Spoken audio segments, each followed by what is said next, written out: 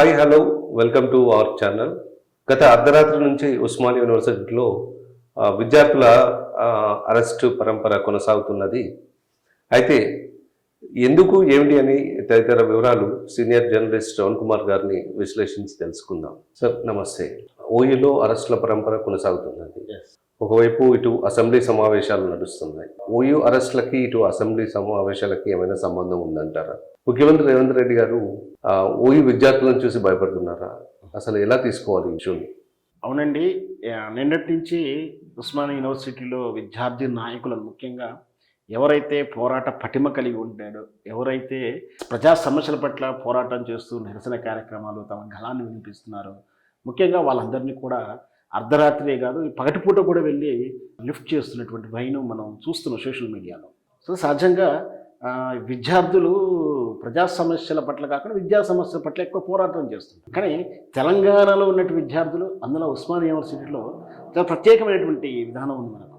అయితే ఈ దేశంలో యూనివర్సిటీలో లేనటువంటి ప్రత్యేకమైనటువంటి ఆ పోరాట పటిమ కేవలం ఉస్మానియా యూనివర్సిటీ విద్యార్థులకు ఉంటుంది.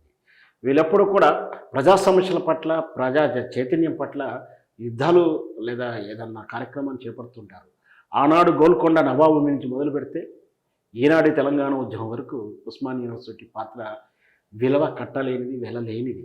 అయితే ఈరోజు మరి ఎందుకు చేస్తున్నారు మరి అరెస్టులు అంటే, రేవంత్ రెడ్డి ఏదైతే హామీలు ఇచ్చి, ఏదైతే మాటలు చెప్పి, ఏదైతే ప్రజలను విశ్వసించేలా చేసి, ఏం చెప్తే వాళ్ళు టెంప్ట్ అవుతారో, ఏం చెప్తే ఓట్లు వేస్తారో ఆ విధంగా హామీలు ఇచ్చేసి అవన్నీ ఈరోజు కాలరాస్తూ పెట్టుబడిదారులకు దాసం అవుతూ కేవలం ఉద్యోగాలు కల్పన చేస్తారని చెప్పి వాటి మాటే ఊసే ఒత్తట్లేడు.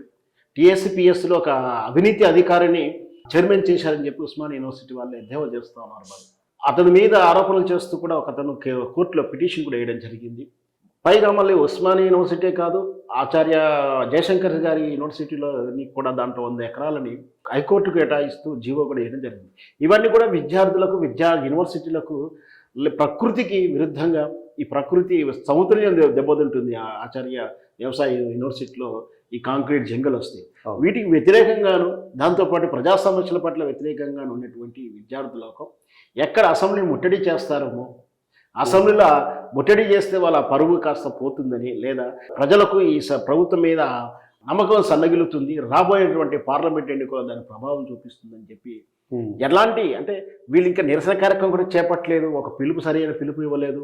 దాంతోపాటు వీళ్ళు అగ్రెసివ్గా లేరు, అయినా కూడా ఆ పార్లమెంట్ సమావేశం ముందు దృష్ట్యా వీళ్ళని ఒక్కొక్కరిని అరెస్ట్ చేసుకుంటూ పోతున్నారు. ఇది భయమా మరి ముందు చూపా అంటే అది ఆ పార్టీ శ్రేణులే చెప్పాల్సి ఉంటుంది. వాస్తవంగా అయితే ఎక్కడైనా సరే ఒక అధికారంలో ఉన్నటువంటి పదవిలో ఉన్నటువంటి నాయకుడు వెళ్తున్నప్పుడు ప్రజారంజకంగా ఉండాల్సినటువంటి నాయకులు, అలాంటి నాయకుల్లో కొందరు ప్రజా అభిష్టానికి వ్యతిరేకంగా నిర్ణయాలు తీసుకోవడం కానీ, కబ్జాలు చేయడం కానీ, ప్రాంతంలో భూమి సేకరణ చేయడం లాంటివి ఇట్లాంటివి చేస్తున్నప్పుడు ప్రజల నుంచి వ్యతిరేకత వస్తుంది. ఆ వ్యతిరేకత వచ్చినప్పుడు నిరసన కార్యక్రమాలు చేపడుతుంటారు. కాబట్టి వాళ్ళ కార్యక్రమం లేదా వాళ్ళు ఏదైతే పర్యటన చేస్తున్నారో దానికి అడ్డంగా ఉండకూడదని ముందస్తు అరెస్టులు చేయడం కానీ, ముందస్తే వాళ్ళని అక్కడ 144 సెక్షన్స్ పెట్టడం కానీ, లేదా ఇతర సెక్షన్లు అప్లై చేయడం కానీ చేస్తుంటారు. నిజంగా వాళ్ళు జనరంజకంగా పాలించినప్పుడు ఇట్లాంటి ముందస్తు జాగ్రత్తలు కానీ, ముందస్తు అరెస్టులు కానీ, లేదా ముందస్తు ఈ చట్టాలు 144 సెక్షన్ కానీ, లేదా కర్ఫ్యూ లాంటివి కానీ నిర్వహించడాన్ని నిషేధించడం కానీ చేయాల్సిన అవసరం ఏర్పడకపోయింది.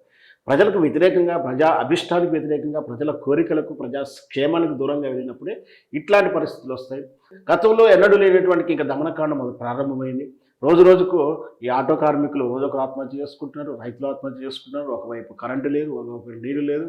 ఎన్నడూ కూడా పండు వేసవిలో కూడా మత్తడి దిగినటువంటి నదులను చూసాం, చెరువులను చూసాం మనం. దాంతోపాటు కరెంటు కూడా ఎక్కడ సమస్య లేదు, తాగునీటికి సమస్య లేదు. కానీ ఇంకా కరెక్ట్ సమ్మర్ రాలేదు, అప్పుడే గ్రామీణ స్థాయిలో ఇట్లాంటి వాతావరణం చూస్తున్నాం. ఇవన్నీ కూడా మన వైఫల్యాన్ని దృష్టిలో పెట్టుకొని వాళ్ళ వైఫల్యాన్ని బయటపడకుండా ఉండడానికి ఇట్లా విద్యార్థులని కానీ, లేదా రాజకీయ నాయకులు కానీ ముందస్తు అరెస్టులు చేయడాన్ని ఈ మధ్యకాలంలో ఎక్కువ చూస్తున్నాం. ఇలాంటిది ప్రజాస్వామ్యం లాంటిది తగదని నా ఉద్దేశం.